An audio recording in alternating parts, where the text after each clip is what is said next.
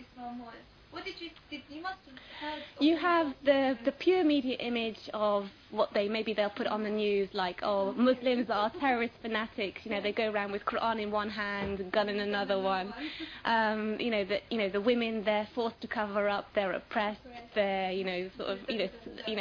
slaves of their husbands. Arranged marriages, all of these things. This is what the media is pushing about Islam. This is I think maybe what intrigued me to start off with, because when I was trying to find out what these people, why do they consider themselves Muslims, what is Islam, and it was there to start off with. They were saying, well, Islam's not about extremism and moderatism. It's not about oppression. It's not about backwardness and barbaricness. That it's something which we as human beings are recognizing our Creator, the existence of our Creator, that He is, that He knows us best. That He, for example, if we give the analogy of someone who makes a computer, when he produces the handbook for how that computer works, he is the best one. He will know how that computer works. So if I want to know how the computer works, I'm not going to go to someone who made the microwave. I'm going to go to the one who made the computer, because he is the one that knows how that computer works.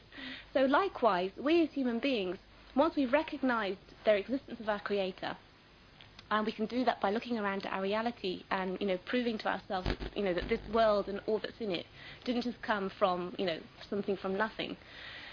Once we've proved that, then we have to understand that our Creator, He is the one that knows us best, not His creation. So why should I go to another human being and ask him, well, how should I lead my life? Why should I go to John Major or to President Bush and ask them, how you're a human being, tell me how to live my life? Because they as a human being are not going to know any better than I am how I should lead my life. Only my Creator is going to know how I should lead my life in every small detail. So this is what started, I think, in a way, the media attack on Islam was something that made me want to look into Islam more. And I'm finding this now amongst many converts. It's the actual media attack. So that the media are sort of shooting themselves in the foot. The more they attack Islam, the more they attack the so-called fundamentalists, the more people are wanting to look into Islam. They will. Let's just let's find out more about Islam then. What is this terrorism? What is this fanaticism? What is these extremists? So it was that kind of thing which started me sort of looking into it. It was also from my background as Christian that I was never very comfortable with the idea that Jesus was the Son of God. It just didn't make sense to me. And his Trinity thing. Yeah, and the Trinity, that God is one and one is three, and all these different types of things. So when they were explaining to me that we believe in Jesus, we believe in Moses, but we do not believe that Jesus was the Son of God. He was simply a prophet who brought a message to mankind, and the message was the same as what Muhammad sallallahu alaihi wasallam, what he brought, basically that there is one God and that we should worship Him. So this really started beginning to make sense. But my problem was, like I said at the beginning, that the Muslims, although they had that understanding, they were not taking it further. Islam to them was just 5 pillars. It was just about praying 5 times a day, even though they didn't do it. It was just about fasting during Ramadan, even though most of them didn't do it. No, it was just about paying zakat, but even though none of them did that. It was just about going on Hajj once a year, not once a year, once in a lifetime. It was just about believing in God and believing in the Prophet. And I didn't want that. I mean, I could get this kind of spiritual fulfillment. I could have got that from Christianity. I could have got that from, Buddhism, Hinduism, Sikhism. All of these religions and ideas, they give you this kind of spiritual fulfillment of making you sort of satisfying your spiritual instinct. But as someone, I was studying the law, and the more I was studying the law, I was very sort of into the criminal aspect of English law. And the more I was studying that and looking into the cases, and from that looking into the society, why are people committing these crimes? Why are people abusing children? Why are people doing drug abuse? Why are people becoming alcoholics? Why are people raping? Why are people murdering? There must be reasons. And this society likes to say, oh, it's just, for example, if you look to the Frederick West, they were just two deviant people. They were, or they had a bad childhood. They're nothing to do with society. The way the society behaves has nothing. We're not responsible, basically. They're just individuals, and it's sort of purely there, something to do with them, and not something to do with the general society at large. But I wasn't prepared to accept that kind of philosophy. So I started looking more and more into society, and the more and more I looked, the more and more I became disheartened. I think at the time, just at the time I actually decided to become Muslim, was the Jamie Bulger case.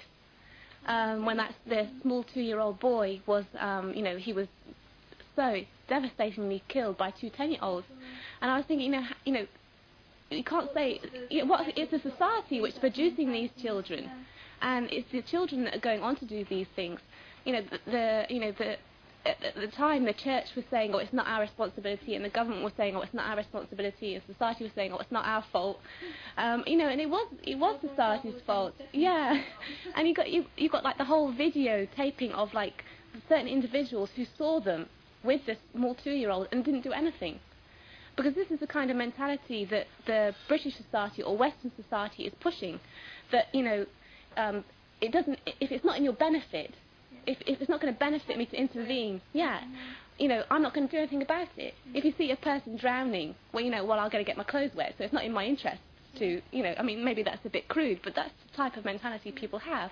Because they don't have this form of accountability. Yeah, they're accountable to no one. I mean, no one has any faith in the judicial system. If you talk to people who've committed crimes, all of them will say, "Oh, I never thought I would get caught."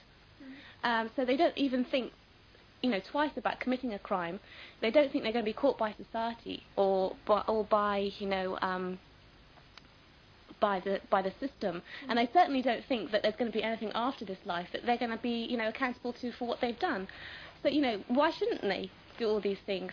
And the more I looked into this kind of mentality that people had, and the more I talked to my colleagues at university, the more I thought, I don't want to be part of this society. I don't want to have anything to do with it. But I wanted another way of life. I wanted something which was going to sort of give me a way to live my life, which was going to sort of be in harmony with sort of my intellect and my emotions and my instincts, not just like one of my instincts. I didn't want to have this sort of escapist mentality, like going to church on Sunday, feeling really nice, singing hymns or whatever, and sort of going home and going back to college or university and back to like living in this sort of corrupt and miserable and depraved society. I didn't want that anymore. Many people never will think, "Oh, you're British," or when they say, "No, I'm English, I'm from Britain, I was born here, I was brought up here, no, I converted to Islam when I was 21. Oh, you fell in love with an Arab man," or so, the immediate reaction. And this is complete and utter nonsense that so many people are converting to Islam, not because they fall in love with an Arab man or a Pakistani man. They are coming to Islam because of the intellectual conviction of Allah, of the Quran, of the Prophet. They are turning to Islam because they want another way of life. They're sick and tired of the way they're being treated in this life, the miseries, the depravities of so-called Western civilization. They always refer to Islam. Islam is backward. Islam is oppressive. But the reality is that Western society is backward. Western society is oppressive. And Islam is really, in fact, liberating, because we are liberating ourselves, and that we are conforming only to the rules and laws of Allah subhanahu wa ta'ala. I didn't convert to Islam because I fell in love with an Arab man. I came to Islam purely because of this intellectual conviction. And I spent the first 2 years of being Muslim, as a single woman, if you like, and I had I didn't want to get married at that time. I wanted to not perfect, but to reach a very high understanding of Islam before I made a commitment to a fellow human being.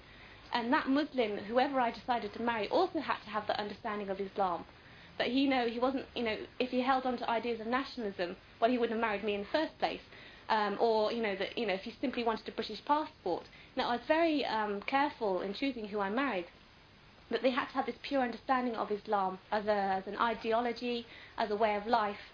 And it's really shameful that the people believe what they say in the media.